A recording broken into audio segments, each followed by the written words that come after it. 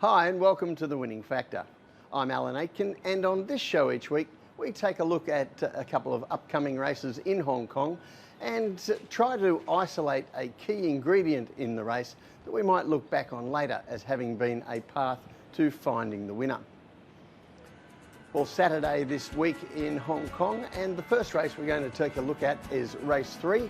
Our winning factor here, the stable change.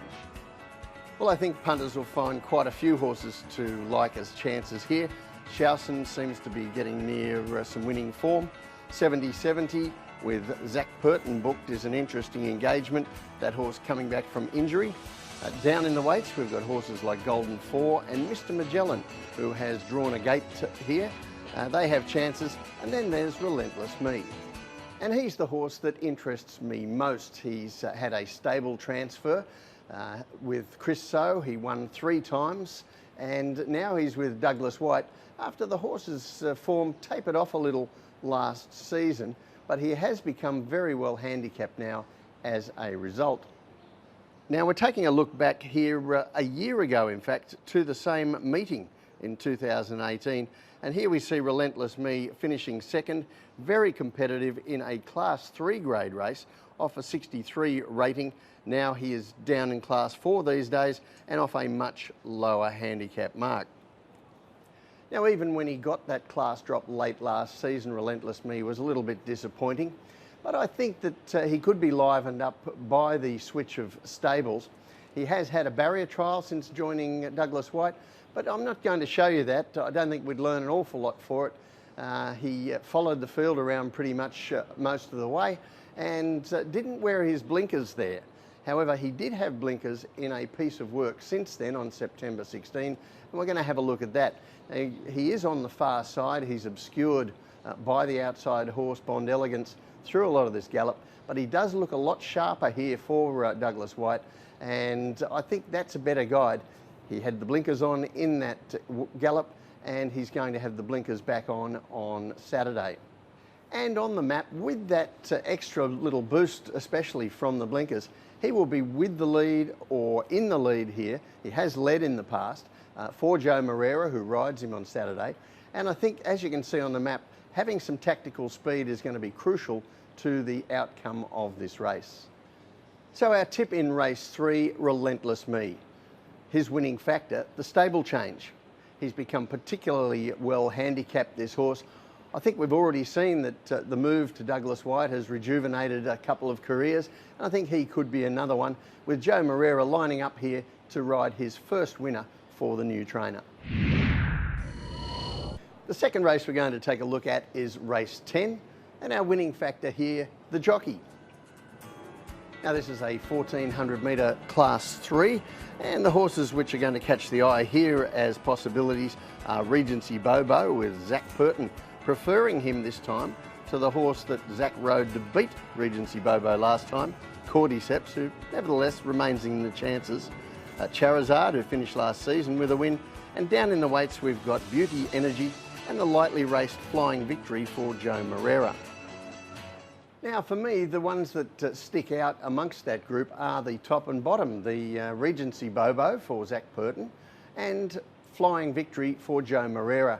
And of course, these two jockeys going head and head is going to be, or has been, a feature of the last few seasons, but it's going to be a big feature again this season going forward.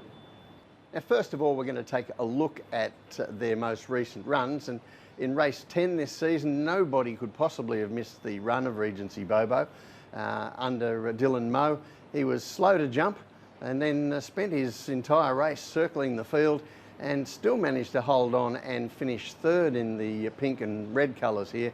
It was quite a performance, and even though Zac Purton rode the winner, he obviously thought enough of it to get off Cordyceps to switch this time to Regency Bobo. For Flying Victory's last start, we have to go back to the end of last season, also this course and distance, and this is in Class 4 where he had a big weight. He closes strongly and doesn't quite get there, but it was an outstanding effort all the same, and now he gets a big weight drop. Now, whatever Zac Purton's feelings about that run by Flying Victory, he couldn't have made the weight here even if he wanted to ride him, so that left the way open for Joe Moreira, and so often we see that. Joe and Zach facing off in races. And I've had a look back at their recent history, and particularly over the last 12 months. Now, over that time, you can see the graphic here. They've met more than 400 times. They've had rides in the same races, and Zach Purton has come out on top in that. But the thing that I'm more interested in here, given that Joe's runners were mostly longer odds, was how often the market got it right. And you'll see on the right-hand side there, that 63% of the time when the market said that Joe would beat Zach or vice versa, the market got it right. So that's a pretty significant statistic. So far this season, it's been more like 75% the market's got right, but Zach has certainly had the better group of rides so far this season. I would expect that to get a little bit more even as we go on, but it's still a very significant thing to consider which of these jockeys the market is preferring.